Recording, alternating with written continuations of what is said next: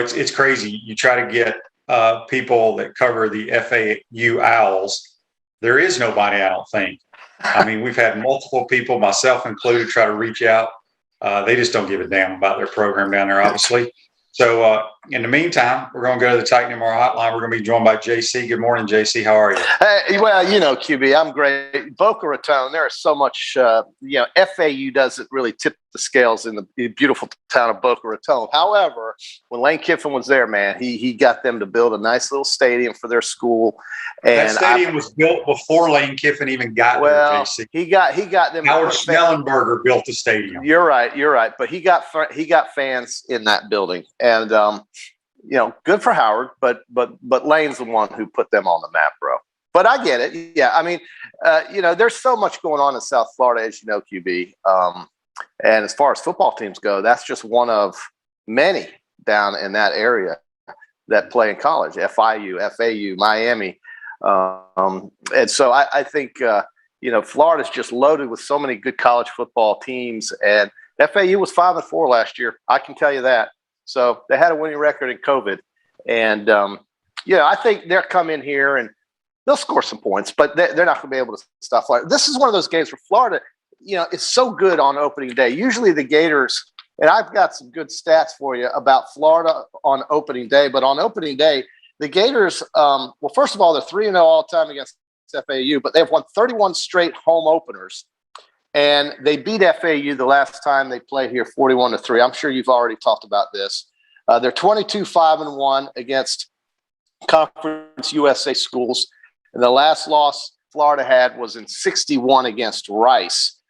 Conference USA schools, 22-5-1 against Conference USA schools. So the Gators have, I'm sure it's going to be a 40s number, something like that. They won't have any trouble scoring. I don't care if they run, pass, what they do. It's going to be fine.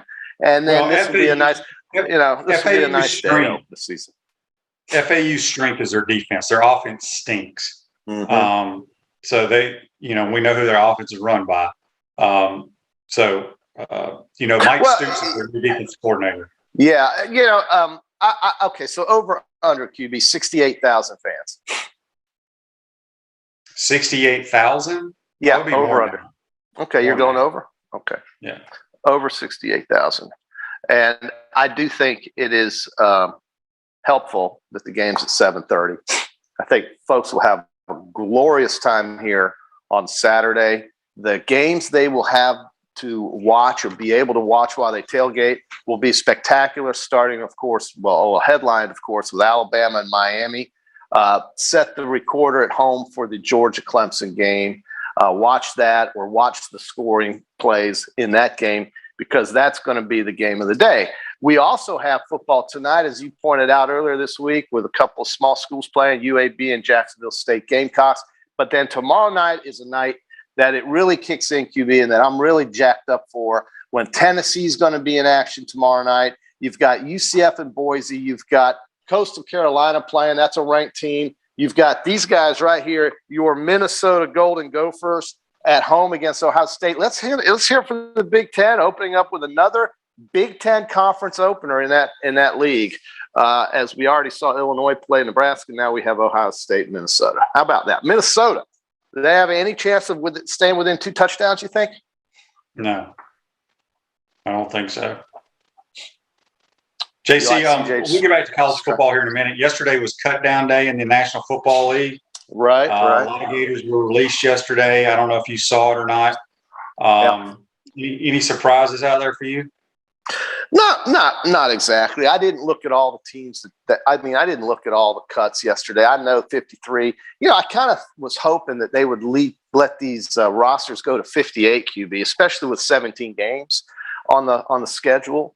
I don't know why 58 would be such a hard number. They upped the practice squad from 5 to 13. They put more folks on the practice squad. Yeah, I see that. But the playing roster is 53. And, these players who are cut have to clear waivers. And then once they clear waivers, teams can put them on the practice squad and so forth. So I don't know. There'll be a lot of free agent signings. A lot of teams pick up guys that get dumped by other teams if they have needs to fill. But I didn't really scour the cuts. Did you look at that by chance? No, I saw this morning all the Gators that were cut, and I think there's a few more that weren't on this list. And again, Okay. they don't dress 53 out on Sundays. It's less than that. Jordan Scarlett, Tyreek Cleveland, Trayvon Grimes, Will Greer, Cam Newton, Jeff Driscoll, Brandon Power, Tease Tabor, Josh Hammond, Eddie Pinero, Joey Ivy, Johnny Townsend, Antonio Callaway, Tebow. Well, that was a couple of weeks ago. Martez Ivy and David Sharp. I'm sure there were some other ones that I saw here that were missed, but yeah, it's a crazy business, man. Well, it is. It's cutthroat, but I got to think that some of those names you just listed will be free agents somewhere on some roster to fill a need or on practice squads. So it doesn't mean that they're out of work. Many of it does mean that they're out of work. But look at a guy like Antonio Callaway. I mean, unless there's something going on off field, why wouldn't that guy be on a practice squad somewhere? I mean, the guy's, he's a player, right? He's a football player. Grimes. I mean, maybe these guys just didn't make it in training camp to the extent that they are impressing anybody. I'll tell you who did impress people, though, and that would be Mac Jones. And you know what else is amazing is that, Alabama has been looked at as a school that doesn't throw many quarterbacks into the league and hasn't really. And now we're going to have 3 Alabama quarterbacks that will be on the opening day roster. What do you think of that? 3. No, I mean, I've said all along, I thought Mac Jones was clearly a better quarterback than Cam Newton. And, you say some of these guys will be signed. I don't know if they will or not, the guys. Because the NFL, just because you saw them play at Florida, they go and find guys. I mean, you scour the rosters of the National Football League. They're not all from big schools. And, like Grimes concerned me going into the league that he's just stiff. I don't think he's fast enough. And, so I don't know. Maybe he will get a chance because it's only his first year to put him on the practice squad. But we'll see. Right. Yeah. It's interesting, like Eddie Pinero with the tremendous leg he has, but everybody that kicks in that league has a tremendous leg. Everybody does. The goalposts are tighter, and you know what? There's so many great kickers. It's hard to cut through a team that's got an established kicker, man. That's just, I mean, those guys, some of these guys are even signed it. Yeah, I don't even know why the Rams had another punter in training camp when you have Johnny Hecker. But they do it to take the wear and tear off of him. Yeah. They don't want him kicking all day in practice and in games. Right. So we'll see if any of these people end up anywhere. I'm looking at them here, and I'm trying to think of who I think might end up on a practice squad, and I'm not sure if any of these guys will. So we shall see. Okay, so as you said, Mac Jones is a starter. Urban's catching a lot of heat. Did you see his press conference or what he said? No. What did my man say? Well, the NFLPA is doing an investigation now because Lord, here we go. He referred to his in his comments yesterday after talking about cutting down the roster that having the vaccine played into some of their decisions. Whether you're vaccinated or not. Well, they don't want to forfeit games, QB. It's that simple. Well, I know that, but I'm saying the league is looking into it now. Why? It's the truth. I mean, I think he's free to say that. I don't know. I mean, it's a union and all that kind of stuff. Okay, it can be a union, but let's also know what the rules are. And the rules are if you can't field the team or if you are COVID intolerant as a team and you have to forfeit a game, that's pretty important. And, that can't happen. You cannot allow that to happen. I'm with Urban on this. I think it's much to do about nothing. I don't care what the NFLPA says. This guy's going to coach the Jaguars. They're going to open up to Houston. But there will be a team or somewhere along the road, for some reason or other, will have to forfeit a game. The SEC, college football as a whole, the Big Ten, everybody is basically saying, look, you don't have a team to play with, you're not making it up these games. These games are not going to be made up. You're going to get an L if you can't play. Well, basically, I agree with what Dan says here on Facebook Live, brought to you by Melton Law, the only official law firm part of the Florida Gators. He thought it wasn't smart for Urban to say that in a press conference. Just keep that to yourself. I mean, he didn't have to say I get it. But we got to remember, too, Urban is he's a rookie, too. He's a rookie. He is. He's an absolute rookie. He does. I mean, this is, these coaches, Saban, Spurrier, Holtz, Meyer, all John Robinson, all the legendary coaches, they ran the deal in college. It was all flowing down from their office. In the NFL, that's not the way it works. And I think so it is we in all know that. Jacksonville. I think Maybe, Urban's got full control. Well, no, I'm sure, but the general manager is still going to have say. This guy's going to have say. The owner's going to have say. I mean, I'm watching some of these episodes of Hard Knocks, and Jerry Jones is as involved in this team as anybody. Those two kids he had, that's going to. I mean, it's just amazing to me, though, that how different it is for, it's total control in Nick Saban's world, right? It was in Urban's world, too, at Ohio State. But in the NFL, it's a different animal. It depends on who the owner is. In Dallas and in Washington, those two owners think they know a lot of football. Now, I will say Jerry Jones knows a lot more football than Dan Snyder. A lot more. Lot more. But other places, it ain't like that. John says here on Facebook Live, JC, with the preseason over and the regular season starting next week, do you want to change your prediction for the Jags yet? If I'm allowed to. If I'm allowed to. I mean, I think it's pretty. Well, I mean, it's become more clear to me. You bet any money with us, so we don't give a damn what you do. Well, the guy just asked. John just asked. Yeah. So somebody gives a damn. And I think, listen, I think they're going to win more than one game. Yeah, I do think that. Well, I'll agree with that. Yeah. But, getting to the playoffs, probably not. Certainly not. And I think that division with the Colts and the Titans, as easy as I thought it may have been, is probably going to be a little bit more difficult. I'll tell you, the division that has a lot of piqued interest now is the AFC East. Patriots, Dolphins, Bills, man. And then you've got, the NFC South with New Orleans. Now, they're going to go play in Dallas, by the way. They're going to spend a month playing home games in Dallas, Texas. They're going to work that out with Jerry, and he's going to let them do it. I also saw something cool yesterday where the University of Alabama allowed Tulane to practice at their facility. I thought that was cool. And I think Tulane, it's great. Who they open up with, right, Saturday? Oklahoma. But I think it's cool. Oklahoma was going to their little small stadium in New Orleans. Think about that. That's almost as bad as Florida playing at South Florida. But Oklahoma's going to play at Tulane. That would be more like Florida playing at FAU in their little 30,000 stadium. It surprises me, but listen, they'll play the game in Norman. They're going to play. The point is, Tulane's had somewhere to go. Good for them. Good for the NFL for helping the Saints out. This is the second time they've had to do this. I think they found out that San Antonio wasn't a good idea. They're going to keep it in the NFL, go to Dallas, play there. And that's just the way it's going to have to be for at least a month so that New Orleans can get back off the mat, because it's on the mat right now. There's no power. You can't have the Superdome lit up and ready to go when everybody and all the parishes out there are still in the dark. That would be a horrible look. It wouldn't be right. This is the good thing to do. And Sean Payton has said basically that, we're going to have to go play in Dallas for a little while. There'll be plenty of Saints fans in Texas and in Dallas. They'll be okay. But, good for the folks extending a helping hand to these teams and schools in the state of Louisiana.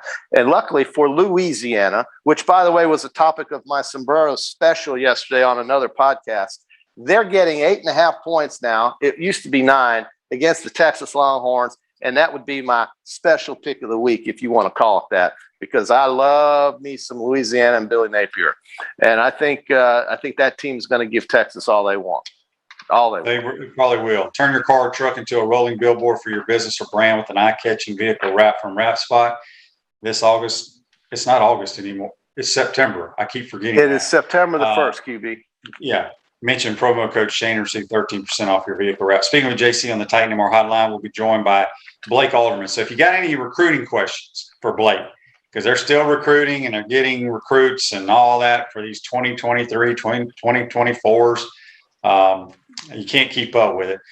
Shoot us a text or a Facebook Live message. All right, JC. We got the NFL cranking up next week. All the cuts. Teams are down to 53 right now. There'll still be a lot of transactions going on in the next couple of days. Yeah, sure. Do you think Cam Newton is going to sign with anybody?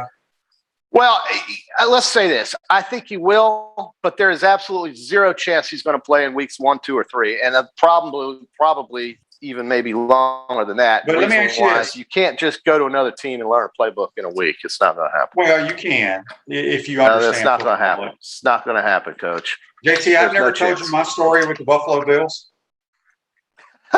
Well, I'm sure you have plenty of good stories with the Buffalo Bills. No, so when you sit here and tell me they can't learn a playbook, I totally disagree with that. So, well, this is what I heard Ryan Clark say. So maybe Ryan Clark. Has Ryan Clark ever looked at an offensive playbook and called a play? No. Okay. You can learn a playbook in 24 hours if you understand X's and O's. Trust me. It ain't. Actually, you know what? It wasn't Ryan Clark. It was Ryan Clark. It was also Anthony McFarland and Marcus Spears who said that. And yes, they're three defensive guys. Three defensive guys that all you have to worry about is your gap assignment, basically.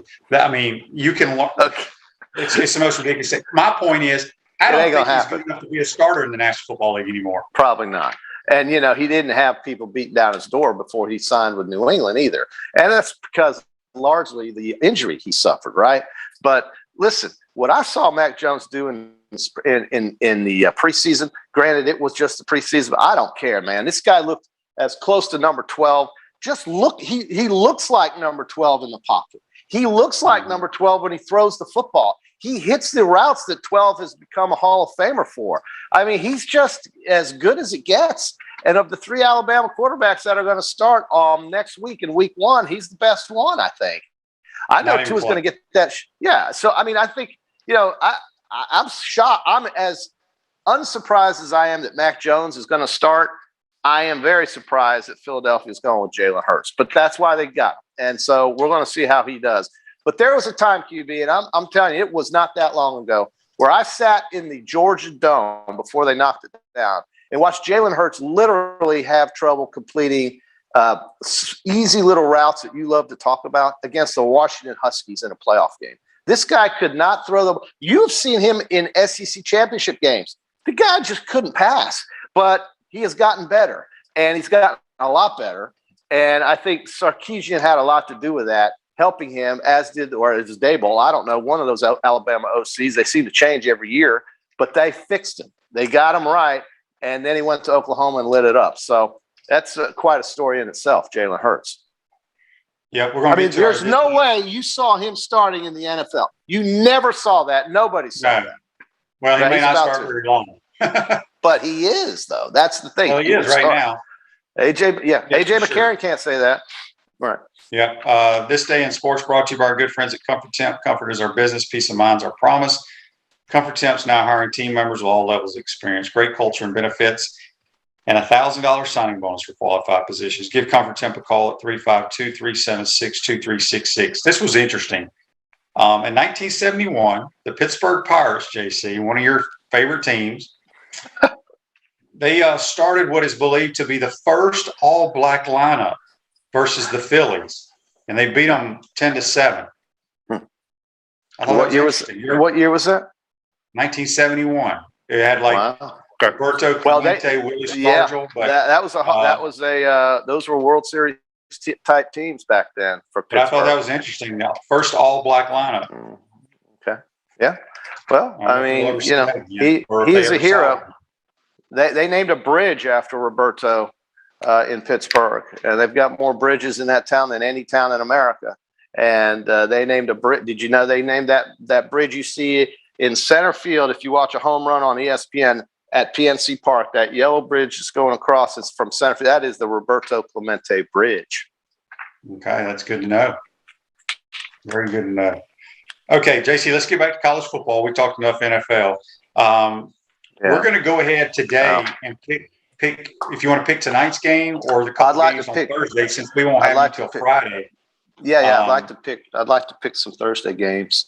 Well, I think we can start right now with a couple of games on. I mean, I don't really care to pick Jacksonville State UAB because you're going to be the only guy that watches that game. But I do think that. What are you going to watch? Wheel of Fortune? I'm. Do you even know who the host of Wheel of Fortune is?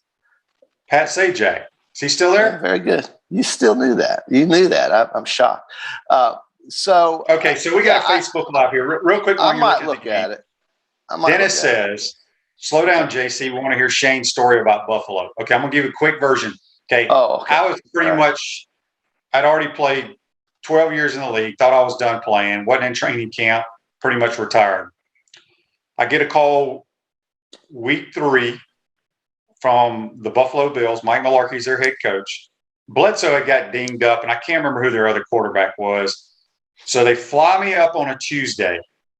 I do my physical, meet a few coaches. They go, okay, we're signing you. You passed your physical. You're starting the preseason game Thursday night. This is on Tuesday. Mm-hmm. Okay. They handed me a playbook. They said, look through this. Tell us what you like. So I gave them about 15 plays, translated their terminology into terminology that's in my head, played the best preseason game I've ever played in my life. And I ended up being there for 2 more years. I thought I was going to be there like a week, but I was there for 2 more years. Well, learning a playbook is not hard. Well, I don't know. When I hear NFL players tell me that Cam Newton is not going to be able to start week 1, I believe it. I don't think he knew his playbook when he was the starter half the time. Those are the guys that just drop back, look around, and try to run around and make a play. So, you do realize he was the NFL's MVP 1 year, right? And because the reason he was the MVP is because he ran the football. Well, wasn't because of his throwing ability. Well, just like Lamar Jackson's not a great thrower either. So he won an MVP. Would you take Lamar Jackson to win you a Super Bowl? No, absolutely not, because I've seen what he does in the postseason. You have got to throw the football to play in that league. There is one difference between Lamar and Cam, though, and it's not the NFL MVP. It's the fact that one of them got to the Super Bowl and one of them hasn't and won't. And I know that you say it's because he runs football and all this and all that, but those defensive coordinators can adjust on a dime. And Carolina did throw the ball at times. And so, they played the Super Bowl against New England and almost won it. And it wasn't just because he ran all the time. I think Belichick can scheme against a running quarterback. What I think is true is that, whether he starts or not, week 1 isn't the question. It's whether or not somebody thinks they're going to fill a roster spot with a guy who's pretty much at the end of his run. And certainly New England made the choice, and the correct one, I think, with a guy who performs, who is young, who is big, who can throw, who had a year reminiscent of Joe Burrow's great year, and who is smart. Josh McDaniels is a great offensive coordinator. He's good because his quarterbacks are smart. Josh McDaniels could put me out there. It's not going to make him look good, right? He's got to have the right players to make him look good as an OC, and he does now with this guy, Mac Jones, who, by the way, was not a guy anybody talked about for 3 years until he got his chance. He got his chance when Tua got hurt, and when Tua got hurt, he did well, and then he did fascinating in 2020, winning 10 games in the SEC and 13 overall. All right, so JC, let's do this. Let's do some Peachland Dentistry, Gator Nation's number 1 choice for dentistry in Port Charlotte and surrounding areas. Visit them at peachlanddental.com. We're going to do some picks today and on Friday. What games do you want to pick? Right now, you and I both sit at 3-2 on the season. So, 3-2 on the season, and this is, of course, against the spread because that's the way we do it. I love these guys on the NFL shows and so forth. You got the Steelers against the Jaguars. Who you like, Randy? And Randy Moss will go, give me the Steelers, and everybody will be so amazed. All right, let's start with Boise State and Central Florida, 7:00 game at the Bounce House. I've got friends that are going to that game. The line is 5 points. I have no idea what Boise's got. The new coach is there now as Brian Harsin goes to Auburn. UCF, same story with Gus Malzahn. Maybe a future Big 12 matchup here in this game, potentially, if that conference expands like it has to, if it wants to survive. So Boise State and UCF. And by the way, just on a side note, if the Big 12 is going to survive, I think we have 10 teams in the AAC. They better look at least 7 of them. Or 8 of no, they better look at 8 of them of those 10 or however many teams are in that conference if they want to survive, in my mind. Well, I'm going to make this simple. I'm going to take the UCF Knights at home. -5. Okay. Mm-hmm. I'm gonna take Boise +5. All right. +5. UCF -5. Second game. I mean, do you agree at all with what I said about the Big 12, or do you not care? I mean, I don't know what the Big 12 is going to do. I don't care what the alliance thinks they're going to do. None of it is going to factor into college football. None of it has nothing. It's not much to do about nothing. Well, do you think And the Big if 12 is somebody going can tell me what it's going to do, then I may change my mind. But Do you right think now, the Big 12 is going to survive? You think the Big 12 makes it? I think they'll figure out some kind of conference. Well, I mean, that'll be they'll through. bring SMU in, add a couple other Texas Well, schools. wait a minute. Hold on a second. You just said what I just said. AAC has 10, 11, 12, whatever teams. SMU is one of those. So you're going to bring in SMU. What are you going to do with BYU and maybe UCF and maybe Cincinnati and Houston? What are you going to do with them? So if you bring an SMU in, you're going to be bringing in Houston too. That's just automatic. Right. So then bring in Memphis and bring in UCF. And now the Big 12 is better than the Pac-12. Well, the Big 12 becomes, I think, remember, autonomous five conferences have voting power, and they still have that. And if you're stuck on this idea that Texas and Oklahoma will be in the SEC next year, which there's been no reason to believe that, but because you want to believe that, if that happens, then that would mean that they're going to have a lot of money to offer to other schools potentially to increase the pot of what they share with member institutions. Because remember, if they add schools, that's going to just bring the payouts lower, right? And the TV contracts that they sign in 2025 or whatever year it is, which I think it is 2025, is not going to be thought of as being a very big contract relative to what the SEC is going to sign for, which is going to be over $1.2 billion. So that's important. And so that's why I asked, because the Big 12 is still one of these autonomous five conferences, and they're only going to have 8 teams when Oklahoma and Texas leave, whenever those two schools leave. So let's go with Ohio State, and Ohio State's laying 14 points. What do you think there? Minnesota, Ohio State. Points on the road, but Minnesota was not very good last year. Ohio State's loaded again. They're loaded every year. I'll take the Buckeyes. C.J. Stroud is their new quarterback. He's going to have to play well. I don't see why he wouldn't. Ryan Day is a great offensive coach. So I agree with you there. I'll take Ohio State laying the 2 touchdowns. Let's go ahead and pick your UAB game since you love them. They're laying 16 tonight against the Gamecocks in Alabama, an Alabama State rivalry. They're playing in Montgomery, which is also known as the Crampton Bowl. What do you think is going to happen there? UAB minus 16. I'm going to take the Gamecocks. I know nothing about them, either team, but I'm going to take the Gamecocks. All right, I'll go with UAB, not because I know anything about this game, just to try to be a little different than you. You're taking 16 points. And let's go with a final game here on a Thursday. We have the future opponents of the Florida Gators, the USF Bulls, playing at Raleigh against NC State. I don't know what USF is. I just know they were an awful team last year. I can't imagine them getting that much better this year after COVID. So NC State's laying 18.5. What do you think there, QB? This is tough, man. I have no idea. It is tough. I mean, South Florida's not very good. No. I'm gonna go ahead and take the Bulls because I feel like they'll like be scrambling at the end and get a late touchdown. All right, lose by plus 18.5. All right, I kind of like your picks better than mine today, but this is just Thursday. We'll get into the Saturday. They still count. They still count. So you better pick who you think is going to win. Well, I do. I'll take NC State. The hell with it. I mean, laying 18, no idea. Absolutely no clue. It's a flip a coin deal. And then don't forget, QB, on Friday we've got UNC and Virginia Tech, and we've also got another Big Ten matchup between Michigan State and Northwestern. So we've got 2 conference games on Friday. I love some of these games in these conferences that are starting out the season as opposed to playing the Charlotte team or some Eastern Michigan team or somebody like that, or FAU team. But I get it. I know why you have to play those games. But I have a feeling as we go forth in college football, those games are going to kind of disappear, those big payout games.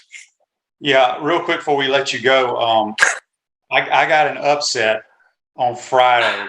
I'll wait till Friday on that one. Well, we'll wait till Friday. You've already seen an upset. It doesn't even have a line on that game, but I'm calling upset. Yeah, you think South Dakota is going to beat Kansas? I'm sure. Is that the game you're talking about? I didn't even see that game, but Kansas is going to have a hard time beating anybody.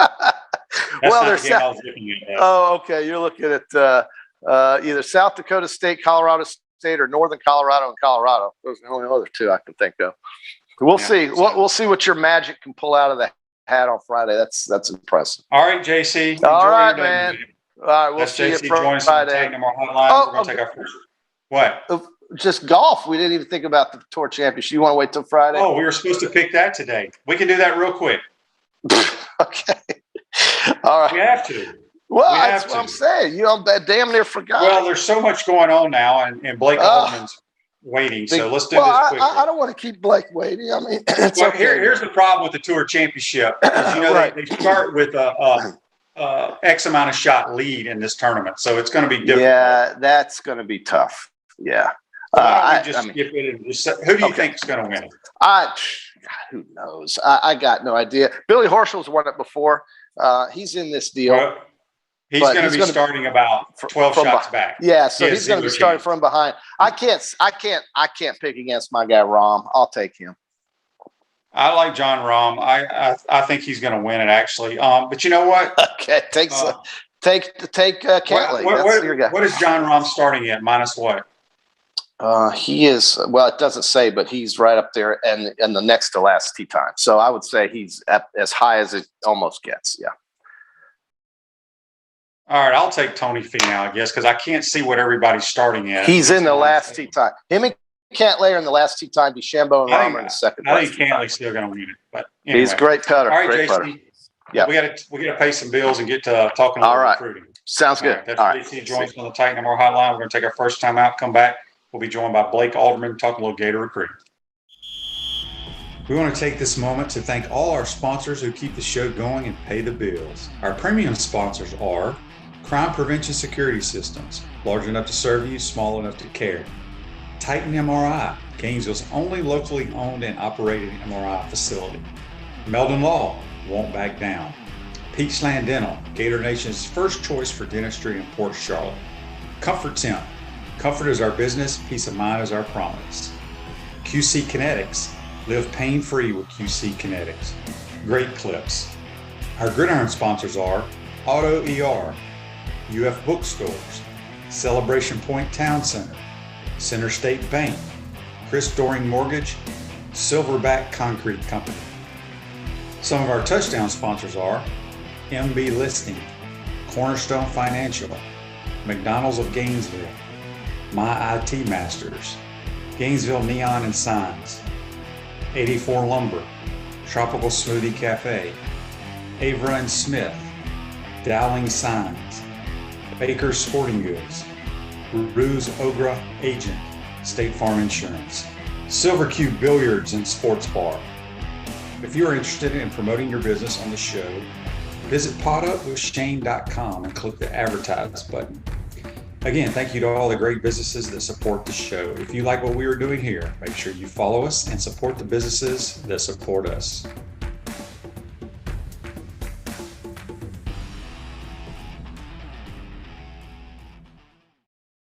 Welcome back to the Crime Prevention Security System Studios. Celebration Points where the Gators go to celebrate with premium brands like Nike, Bass Pro Shops, Regal Cinemas, Le Macaron French Pastries, Dave & Buster's, Palmetto Moon, and now open the HBC's new restaurant, Spurrier's Gridiron Grill. Make your reservations today at spurriersgridirongrill.com. We will see you at the Celebration Point where the Gators go to celebrate. We're now going to go back to the Titan MR Hotline. We're going to be joined by our good friend of the program, Blake Alderman, former Gator grad. He is working for 24/7 Sports. Good morning, Blake. How are you, my man? I'm good. I appreciate you having me on. Absolutely. Blake, before we jump into deep into Gator recruiting, are the Gators recruiting any players from Bishop Sycamore? I think they've got a quarterback, I hear. I guess I saw an edit the other day that Cam Newton's going there. So, that might be a chance for Florida to get round 2 with Cam. Yeah, that whole story is just bizarre. It gets more bizarre each day. All right, Blake, so let everybody know right now kind of what's going on in the recruiting process. I know they're getting some 2023 guys on board supposedly, but just give us kind of a general overview of what's going on with Gator recruiting. Well, for the 2022 class, which is, now seniors, as of September 1st, the month-long August dead period, which keeps kids off campus. Obviously, coaches can still call, and, there's always means of communication that, a lot of these guys do. But now that September's opened up, kids can come on campus. obviously with school and practice and all those things, it is tough. But game this weekend, Florida's going to have some guys in the stands. But as far as the 2023 class, as of September 1st, that is the first day that college coaches are able to actually call members of the 2023 class. And sure, a lot of these guys have been talking with Florida for much longer. I mean, a kid can give a call to a coach. Florida could obviously get in touch with, a kid's head coach and say, hey, have, so-and-so give me a call. There are means to get around that rule of contact. But as of September 1st, coaches can actually pick up the phone and give a call to, Johnny 5-star from the 2023 class. So I actually see the staff, as of midnight when that clock struck over, I saw a tweet of Dan Mullen in his office and, a lot of kids putting out edits and talking with coaches. So it looks like the Florida staff was burning that midnight oil, hitting up a lot of these 2023 guys, right as the clock struck midnight. I've had some kids say that Florida was the first school to get in touch with them. So they were definitely very active with it whenever I was asleep. So kudos to those guys for working whenever I was asleep. Yeah, that's interesting. If I was a high school kid, there's no way in hell I'd be awake at midnight. But anyway, so I Blake, saw kids at like 2 a.m. posting screenshots of like their text messages, and it's just boatloads of text messages from pretty much any school you could think of. So I definitely would have my phone on mute if I was a high school kid going in my junior year like that at midnight, 2 a.m. I definitely wouldn't be fielding those calls. Yeah, that's bizarre. Okay, so now coaches can talk to these players. Because I lose track of when they can do this, when they can do that. Are they allowed now? And I know during some portion of the year here, high school coaches can attend the games on Friday nights. Is that during the month of September, or when does that happen? I believe I can pull up the NCAA calendar now. I believe you can in September. I think that's whenever the evaluation period starts, but you have limited trips to where you can go see those guys on campus, on their high school campus. September 1st is the evaluation period. That rolls through October and into November, where you can stop by and, you can spend your time on the sidelines, but you get 2 hits. You can go see a guy twice. So they kind of try to spread those out to where maybe on a bye week, Florida could be really active at it. If you have a top target, there could be some guys that you have a coach go out and see, but for the most part, you try to kind of save those for a little bit later on into the season, maybe a big game or something like that, or closer to the end. But when you only have limited hits to where you can go see a kid at a school or at a high school game, you kind of want to try to be strategic with that. But once the end of November rolls around, that's when they flips from the evaluation period to the contact period. So the end of November and that first week in December is usually where you see kids have the in-home visits, coaches come by, talk to the family, all those kind of things. But during the September, October, and the first parts of November, it's strictly, stopping by the school, go talk to the head coach or, the principal, literally anybody you want to, but the contact with a kid on campus is limited. You're not allowed to really say anything other than, maybe hi, bye kind of thing. Your contact there is pretty limited. Blake, okay, I believe the kid's name is Nick Evers, the quarterback that's committed to the Gators out of the state of Texas for next year. That's his name, Yep. Correct? Correct. Okay. Recruiting is crazy these days. So I know he's fully committed to the Gators. But when you look at this roster at the quarterback position from the scholarship athletes, you got Emory Jones, who technically has 3 more years of eligibility if he wanted it because of COVID, if I'm not mistaken. You got Anthony Richardson, who has a bunch of years left. And then you got the Kidna and the Del Rio kid. And I wouldn't be surprised if one of those kids ends up transferring. Is there any thought or any concern that with pretty much all the quarterbacks on the roster being so young, for a kid like him coming in who may have to sit for a while, there ain't been any concerns there at all? I haven't heard any concerns. He's really bought in. The family, if you follow the family on social media, his mom and dad are big, posting about Florida, talking about the Florida family. I think that this is a kid that is very mature for his age. I think he knows that come in and get developed by a guy like Dan Mullen, who's great with quarterbacks, great with offense and X's and O's and all those kind of things. I think that you've got a guy that, not to say that he's not confident in his own skills, and obviously he's feels that he can, is going to be a player at Florida, that he can go out and he can lead the team whenever that day comes. But I think he's another guy too that knows that, being developed Last year, his junior year, was actually his first year starting on varsity. So I think you've got a guy that has sat before, knows that, whenever his time comes and his number is called, that he needs to take the opportunity and use that opportunity to, show his skills. So I don't know that you've got a guy that's coming in that it's expecting to, start right away. I think you've got a guy that, is just kind of bought into the program. I always think that, talking back with Anthony Richardson back when he was a recruit, Emory Jones on Anthony Richardson's official visit to Florida, Emory Jones was his player host. And, he kept saying, trust the process. And that's what he was doing. This is when Emory was, not even really, getting a ton of play time. He was still basically the backup at Florida. So you've got a guy that I think that in this program, you have guys that do trust the process. They know that when their time comes. So I don't think that Nick is coming in expecting to have anything given to him. I think he's going to come in, he's going to work hard. I think he'll prepare as a starter and he'll work hard to get playing time, but I don't think he's expecting anything right out the gate or, in X amount of years, if I don't get any playing time, I'm out of there. That could change down the line. You never know. The transfer portal is so trafficked. Guys hop in and out. What someone's thinking right now could change in a year and a half to 2 years. But I think that you've got a guy that knows that he's going to get developed and that he's going to have to wait his turn and, just show what he's got to the coaches. Dan has a question for you here on Facebook Live, brought to you by Metal Law.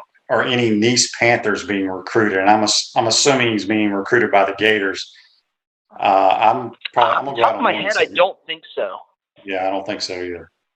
Yeah, they've been kind of down for quite some time. John asked, I might have missed this, but how close are we with Evan Stewart? I think Florida right now, if he picked right now, I think that Florida would be the team to beat. I think that Alabama and Texas are very much in there. I expect him to visit. I believe he's going to Texas when they play Oklahoma, which is, a neutral site, but he'll be at that game. I want to say Alabama's official visit is set for the LSU game when they play LSU. He'll be coming back to Florida for a third visit when Florida hosts Alabama. That'll be an unofficial visit. And he's supposed to take an official visit to LSU at some point in the fall. I don't know that that's set up. And he's taken official visits to Florida and Texas back in June. So I really like where Florida's at. I think they're pushing a lot of the right buttons. Nick Evers, who we just talked about, is his quarterback on their 7-on-7 team. They're very close. Nick has been in his ear. They actually visited together for Friday Night Lights, and they're coming back together for that Alabama game visit. So Nick's been in his ear. The coaches are making him a priority. I think Florida's in the driver's seat right now, but this is it's not a done deal type of recruitment to where, he's taken visits. I still think Alabama and Texas are very much alive in that recruitment, but Florida's very much alive too. And I think that a lot of those teams right now are chasing Florida.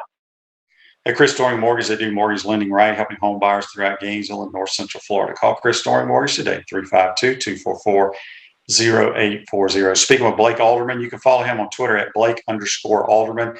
He's the Gator recruiting analyst for Swamp 24/7 on 24/7 Sports Network.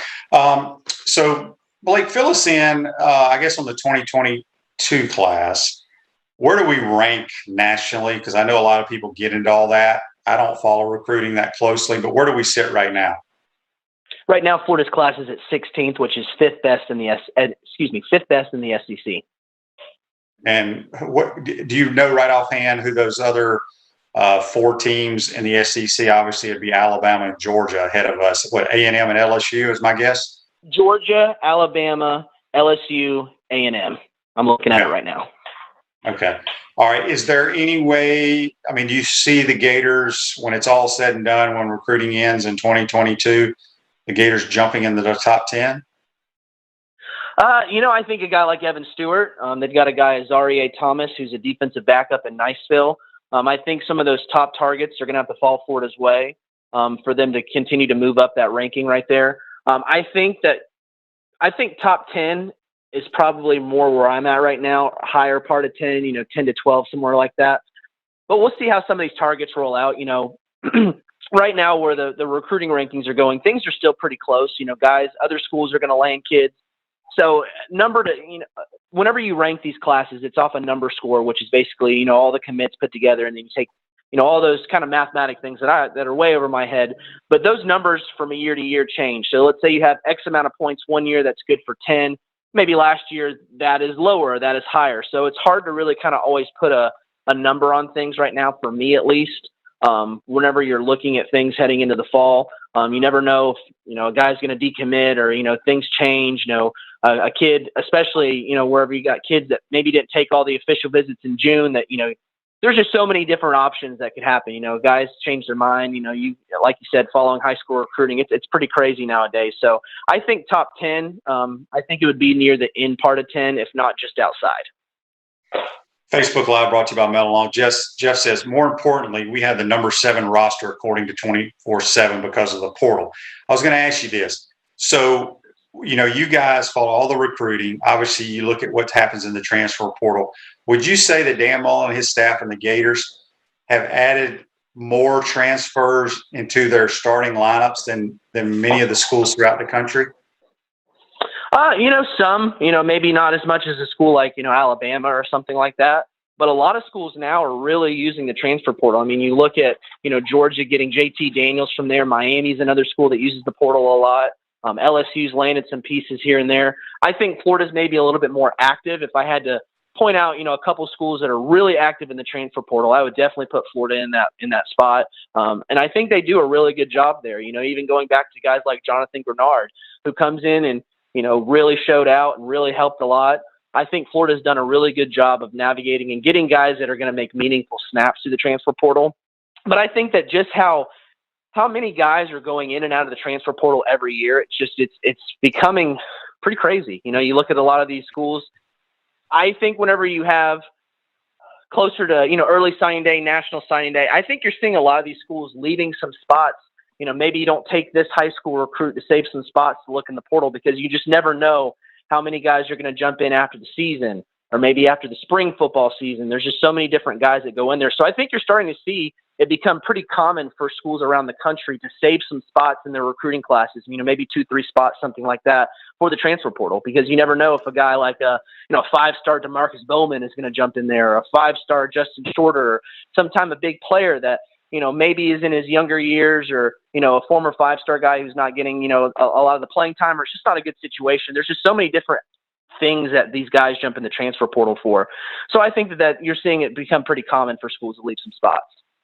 Blake, so like the Gators, I guess a couple of days ago, I think it was on Monday or Sunday, the big defensive tackle from Auburn went into the portal. He signs with the Gators, and he's probably going to play Saturday. Is there a rule in place? Yeah, so is there a rule in place? Let's just say we're in week 4, and some highly recruited or just some good football player from school X says, you know what, I'm not getting to play as much as I like. I don't like it here. I'm entering the portal week 4. Can a school pick that kid up right then and play him like the next week? I'm not totally sure of all the rules myself. I know for a guy like Truesdale, what I understand is that if you're a guy and you enter the transfer portal after July 1st, you're going to not be eligible to play that year. But there are some loopholes in there. So like a guy like Truesdale, he entered in, the later part. He obviously was after that July 1st timeline, but he's a graduate transfer. So since he was a graduate transfer, he was eligible to play this year. That was the loophole for him to be able to play this year. So there are a lot of rules. I don't know if, a week 4 type of thing, if we get deeper in the season. I'm not totally sure. That's something that I'd probably have to look more into and do a little bit more research on it, just because I'm still kind of learning all the rules and all the different things, because there are a lot of things to keep up with as far as recruiting rules and transfer portal rules, and, things change and things evolve. So I'm not totally sure if a guy that goes in mid-season or something would be able to play. I don't know if the loophole would be the same as far as being a graduate transfer guy, if that would work for him. But I know that was a loophole to where Truesdale was able to play this year for Florida. Yeah, I doubt they can do that. I didn't know there was that loophole about being a graduate I would think transfer. probably not. If you played for a team, I would think that probably not, but I'm not totally sure to where I can say for certain. Yeah.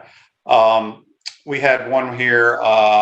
John asked, Blake, there's a kid in the Panhandle as a 4-star safety in the 2024 class. He didn't hardly play at all last season. So how do the recruiting services rank these kids exactly? I'm not so involved with the rankings process. We have a team of national rankings guys that really watch a lot of film, and they do a lot of the rankings. As far as 2024 guys, I know that 24/7 Sports has only ranked actually 100 kids for that 2024 class. So I think that that's something that as time goes on, they'll continue to expand that. Obviously, they'll move more into, the top 247 guys later on down the road. But 2024 rankings are really early for me, even from, ranking a lot of these top 100 or top 100 guys for the 2024 class. You just never know how things are going to change. You have guys, one name that always kind of jumps back to me in my mind is a former wide receiver, Nate Craig Myers. He ended up at Auburn, who was a target for Florida. But this was a guy that was like a, top 5, 5-star type of guy really early on. But he was just a bigger kid, was, more matured, physically and earlier on. But then you have guys that kind of mature with him as they go down, the line. Guys grow, continue to develop, and, maybe he wasn't the biggest and the fastest kid anymore. So his ranking dropped. So I don't put a lot of weight into the earlier rankings because you never know if a guy has an injury or, if he doesn't continue to develop, or maybe he's maxed out now. So I don't put a lot of weight into those early rankings, but I know as far as 24/7 for the 2024 class, they've only actually ranked 100 kids. Gotcha. Well, good stuff as always, Blake. We appreciate you taking the time to join our program. Let everybody know how they can follow all your recruiting analysis. Yeah, Swamp 24/7. It's Florida Gators 24/7 sports site. My Twitter handle is Blake_Alderman. I put a lot of my content through there. So that's usually where you can find me. I don't get too far from those places. All right, Blake. Good stuff, my man. Be safe. We'll talk to you soon. Thanks a lot. All right, that's Blake Alderman. Join us on the Titan MR hotline. We're going to take our final time out of today's program, come back, wrap up this Wednesday edition. We want to take this moment to thank all our sponsors who keep the show going and pay the bills. Our premium sponsors are Crime Prevention Security Systems, large enough to serve you, small enough to care. Titan MRI, Gainesville's only locally owned and operated MRI facility. Meldon Law, won't back down. Peachland Dental, Gator Nation's first choice for dentistry in Port Charlotte. Comfort Temp, comfort is our business, peace of mind is our promise. QC Kinetics, live pain-free with QC Kinetics. Great Clips. Our Gridiron sponsors are Auto ER, UF Bookstores, Celebration Point Town Center, Center State Bank, Chris Doring Mortgage, Silverback Concrete Company. Some of our touchdown sponsors are Campus USA Credit Union, Adams Rib Company, Doreen Weeby Realtor Caldwell Banker MM Parish, Gator Dominoes, Celebrate Primary Care, Gator Bait Media, Rap Spot, Okido America, Gators Dockside, Style Cuts, Ironwood Golf Course, Big Meals Cheesesteaks. If you are interested in promoting your business on the show, visit potupwithshane.com and click the advertise button. Again, thank you to all the great businesses that support the show. If you like what we are doing here, make sure you follow us and support the businesses that support us.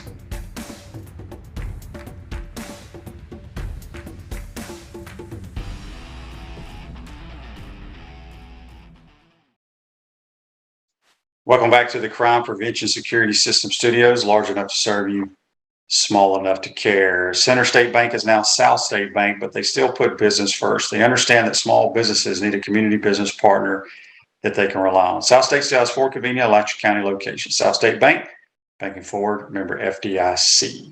Want to thank JC and Blake Alderman for joining the program today on the Titan MRI hotline.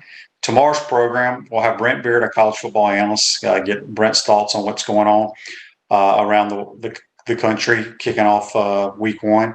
We'll also have our Baker Sporting Goods High School Roundup, sponsored by Baker Sporting Goods, obviously. Make sure you follow and like us on Facebook, YouTube, all those different digital platforms. Today's show's a wrap, brought to you by Wrap Spot. Be safe, folks. See you tomorrow. 1st and 10. Matthews, near side, wide open, Alonzo Sullivan. He may go. Touchdown, Gators.